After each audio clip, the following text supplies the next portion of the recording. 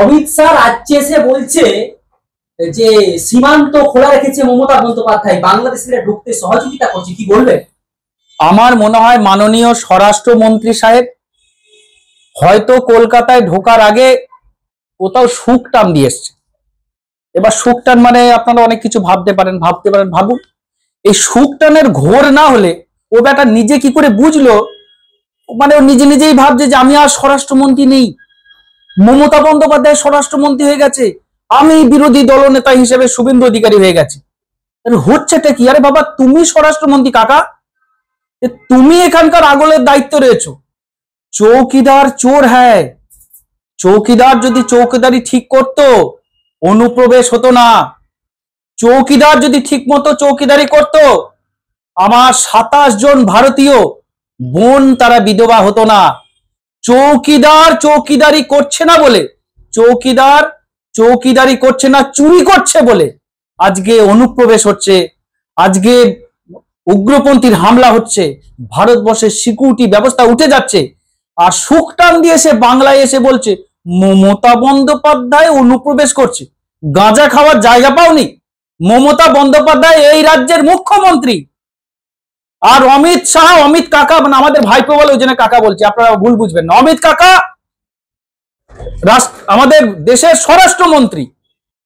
তো স্বরাষ্ট্রমন্ত্রীর দায়িত্ব হলো বর্ডারটাকে আগলে রাখা, বুক দিয়ে আগলে রাখা। কিন্তু এখানে বুকটা কত ইঞ্চি? এ 56 ইঞ্চি না 16 ইঞ্চি? এখন তো আমার মেপে দেখতে ইচ্ছা করছে যে অমিত শাহর বুক কত ইঞ্চি, নরেন্দ্র মোদীর বুক কত ইঞ্চি, 16 ইঞ্চি না 56 ইঞ্চি? এখানে যে জঙ্গি ঢুকছে, উগ্রপন্থীরা আসছে, গুলি চালাচ্ছে, পাকিস্তান চলে যাচ্ছে, বন্দুকের ডোক দিয়ে কিভাবে ঢুকছে এই উগ্রপন্থীগুলো, পাকিস্তান থেকে কিভাবে অনুপ্রবেশ হচ্ছে, বাংলায় মুখ্যমন্ত্রী মমতা বন্দ্যোপাধ্যায় এবং এই রাজ্য সরকারের পুলিশ যেখানে অভিযোগ পেয়েছে সেখানে গ্রেপ্তার করেছে। গতকালকে অমিত শাহ যারা এখানে রয়েছেন, বাচ্চা, অমিতের বাচ্চা, মোদির বাচ্চা যারা রয়েছে তাদের উদ্দেশ্যে বলছি, গতকালকে বারাসাত থানাতে একজন গ্রেপ্তার হয়েছে, নাম ইন্দ্রজিৎ দত্ত। সে ওইখানকার আবার ইন্দ্রজিৎ দে বারাসাত থানা গ্রেপ্তার করেছে। সে আবার কাউন্সিলর পদপ্রার্থী, সুকান্ত মজুমদার ঘনিষ্ঠ, শুভেন্দু অধিকারী ঘনিষ্ঠ। সে কি কুকীর্তি করেছে জানেন অমিত শাহজি? ও অমিত কাকা, সে বাংলাদেশিদের ঢোকানো কাজটাই ছিল মেন প্রফেশন। তার প্রধান কাজ ছিল বাংলাদেশিদের এপারে নিয়ে আসা, তারপরে আধার কার্ড করে দেওয়া, ভোটার কার্ড করে দেওয়া, এইটাই ছিল মূল এবং প্রধান উদ্দেশ্য। তাহলে ঢোকাচ্ছে কে? বিএসএফ। আধার কার্ড দিচ্ছে কে? বিজেপি।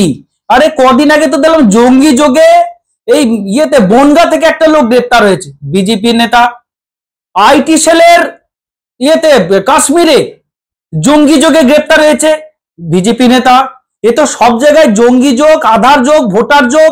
আমি আর একটা নাম বলতে চাই, অসীম বিশ্বাস, ভারতীয় জনতা পার্টি নদিয়ার গুণধর। সে তো অসীম বিশ্বাস, সে তো দায়িত্ব নিয়ে বাংলাদেশিদের, আমি শর্ট লেকে বসে প্রেস কনফারেন্স করছি, এইখানকার নাম বলে দেবো কার কার আধার কার্ড বানিয়ে দিয়েছে, সে নাম বলে দেবো যে কার কার আধার কার্ড বানিয়েছে, কত করে টাকা নিয়েছে বাংলাদেশিদের। তার আবার আওয়ামী লীগের লোক, তাদের আধার কার্ড বানিয়েছে, নামগুলো জানি। দীর্ঘদিন ধরে সেখানে শর্ট লেকে বসবাস করছে একজন অ্যাক্ট্রেস, তার বংশকে তার আধার কার্ড বানিয়ে দিয়েছে, সব নাম জানি আমি। আমার কাছে আসুক ইমিগ্রেশন, আমি সব ধরিয়ে দেবো। হিম্মত আছে ইমিগ্রেশন ডিপার্টমেন্টের, সব কোটা বিজেপির নেতা, বিজেপির মাল, যেখানে যেখানে মাল 2 নম্বরই করছে, এখানে যে কোটা এখানে রয়েছে অনুপ্রবেশকারী, সব কোটা আধার ভোটার বানিয়েছে বিজেপির লোক। আমার কাছে সব তথ্য প্রমাণ নাম আছে, মোবাইল নম্বর সহ দেব। অর্থাৎ বিজেপির সাথে অনুপ্রবেশ যুক্ত। আজকে নরেন্দ্র মোদী, অমিত শাহ বিএসএফ অনুপ্রবেশ আটকাতে ফেলিওর, দায় চাপাবে কার ঘাড়ে? মমতা বন্দ্যোপাধ্যায়ের ঘাড়ে। আরে বেটা, তোমার বিএসএফ। আর একটা খুব সূক্ষ্ম কথা এরা বলে, এরা এত শয়তান, এদের জবাব নেই। এরা বলে কি, রাজ্য সরকার জমি দিচ্ছে না, তাই সেখানে তার কাটা দিয়ে ঘিরতে পারছে না, ওইটা দিয়ে অনুপ্রবেশ হচ্ছে।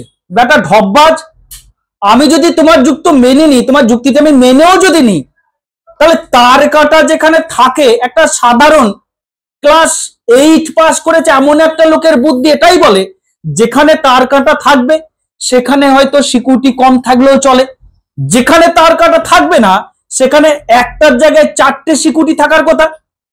সেই জায়গা থেকে তোমাকে কোন হরিদাস বলেছে যেখানে তার কাটা নেই ওখানে বিএসএফ রাখা যাবে না, জায়গাটাকে ফাঁকা করে দাও, যাতে অনুপ্রবেশ ওই দিক দিয়ে হয়, যাতে ওই দিক দিয়ে জঙ্গি ঢোকে বাংলায় এসে উৎপাত করে। তার মানে কি এটা বুঝে নিতে হবে ডাল মে কুচ কালা হ্যায়, তোমরা ঢোকাচ্ছ মাল আর এখানে বদনাম দিচ্ছ রাজ্যকে। অর্থাৎ এই যে জিনিসগুলো ঘটছে, এবার আমি আরেকটা উত্তর তাদের দিই। এই যে বলছে জমি দিচ্ছে না, আপনারা জানেন, যারা না জানেন এটা জেনে রাখুন, ভারতবর্ষের সংবিধানে যে তার কাঁটা দেওয়া যে জমির এখতিয়ার, সেটা কেন্দ্র সরকারের এখতিয়ারের মধ্যে পড়ে, রাজ্য সরকারের এখতিয়ারের মধ্যে পড়ে না। তার কাটা দেয় কারা দেয়? বিএসএফ। কাদের আন্ডারে? অমিত শাহ দপ্তর, স্বরাষ্ট্র দপ্তরের। তাহলে স্বরাষ্ট্র দপ্তরের এখতিয়ারের মধ্যে পড়ে ইন্টারন্যাশনাল বর্ডার এলাকাগুলো। রাজ্য সরকার জমি দিচ্ছে না মানে ইয়ার্কির ভোজমারা পেয়েছো? 2-3টে জায়গায় কেস চলছে, যারা পাবলিক কেস করে দিয়েছে, সেখানকার জমির মালিকরা কেস করে দিয়েছে যে এই জমিটা আমাদের জমি, এটা আমাদের চাষের জমি, এই বলে কেউ হাইকোর্টে, কেউ সুপ্রিম কোর্টে, কেউ বারাসাত কোর্টে, বিভিন্ন জায়গায়, কেউ বা কুচবিহার কোর্টে কেস করেছে। কয়েকটি জায়গায় কেস করেছে, সেই কেসগুলো চলাকালীন সেই অবস্থাতে ওই কোটা জমি মাত্র দিতে পারছে না, কিন্তু রাজ্যের হাতে নেই, কেস চলছে, রাজ্য করবে কি? বাকি তো সব জমি রয়েছে তাদের কাছে। আমি তো এটা জানি, বিএসএফ এর একজন আধিকারিক রিটায়ারমেন্ট হয়ে গেছেন, উনি একজন বড় আধিকারিক, উনি বলছেন যে বিএসএফ কে ফান্ড আনার, বিএসএফ এর তার কাটা দিয়ে ঘেরার, তার জন্য যে ফান্ড লাগে সেই ফান্ডটা আনার দায়িত্বে থাকে চিফ ইঞ্জিনিয়ার বলে একজন অ্যাপয়েন্টিং থাকে, চিফ ইঞ্জিনিয়ার। সেই ইঞ্জিনিয়ার কি করে? স্বরাষ্ট্র দপ্তরে চিঠি লেখে, সেই ইঞ্জিনিয়ারের চিঠির ভিত্তিতে ফান্ডিং হয়। চিফ ইঞ্জিনিয়ার এখানে ফান্ডিং আনছে না। দেখা অমিত শাহ, বনগা, বসিরহাট, কুচবিহার, মালদা, বাংলার যতগুলো বর্ডার আছে তার কাটা লাগানোর জন্য 2014 থেকে 2024 মধ্যে কত টাকা ফান্ডিং করেছে তথ্য চাই, কোনো ঢপবাজি মানবো না। তথ্য দেখার যে বসিরহাট, বনগা, প্রত্যেকটা অঞ্চল, পশ্চিমবাংলা যে অঞ্চলগুলো তার কাটা তোমরা দিতে চাও, সেই তার কাটা কেনার জন্য কত টাকা এই অঞ্চলের জন্য বরাদ্দ হয়েছে। টাকা দেবে না তুমি, বিএসএফ গার্ড দেবে না, ওই জায়গা থেকে ফাঁকা করে দাও, যেখানে তার কাটা নেই সেই জায়গাটা ফাঁকা করে দাও, জঙ্গি ঢোকাও, অনুপ্রবেশ ঢোকাও, আর দোষ এলে বাংলায় এসে এখানে শুকটার মেরে এসে বলবে সব মমতা বন্দ্যোপাধ্যায় করেছে, অভিষেক বন্দ্যোপাধ্যায় করেছে। আরে অভিষেক বন্দ্যোপাধ্যায় প্রতি তোমাদের এত ভয় কিসের? সে এখনো স্বরাষ্ট্রমন্ত্রী হয়নি, হলে পরে তোমাদের নাকে দড়ি দিয়ে দেখিয়ে দেবে কিভাবে রাষ্ট্র চালাতে হয়, শাসন কিভাবে করতে হয়। অর্থাৎ সম্পূর্ণ বিএসএফ এর দায়, অমিত শাহ দায়, এই দায় অস্বীকার করতে পারে না, এই দায়কে ঝেড়ে ফেলে নাচতে না জানলে উঠোন বাঁকা, তাই মমতা বন্দ্যোপাধ্যায় ঘাড়ে দোষ চাপাচ্ছে।